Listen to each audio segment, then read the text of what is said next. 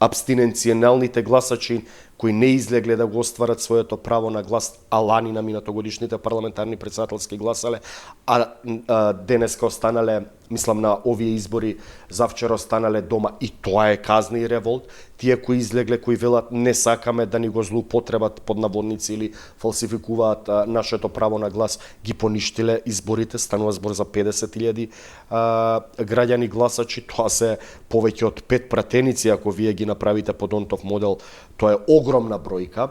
Имаме 60.000 гласови кои се дадени на советници на група избирачи или популарно што се вери независни кандидати. И тоа е еден басен од 50 и 60.000, ќе видиме дека 110.000 гласачи гласаат или поништуваат ливче, или гласаат за група избирачи, односно не гласаат за директни политички партии од типот на ВМРО, ДПМН и коалицијата СДСМ и коалицијата Левица или знам. Од друга страна, и уште 200.000 што не излегле. Што не излегле, тоа е огромен потенцијал кој нам ни укажува дека во Македонија може дојдено време за формирање на нова политичка партија, ново политичко движење или платформа која ќе биде надвор од постојните политички партии. Во неделата, односно 19 октомври, едно е важно, дека фабриката за производство на лажни информации, дезинформации, манипулации и ширење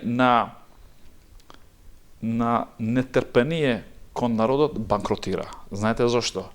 Пошто не само што е победена ДУИ, таму имаше 4-5 луѓе кои цело време ја манипулира јавноста со ширење на дезинформации во смисла дека албанците се нападнати од страна на македонците и во соработка со српскиот и рускиот свет.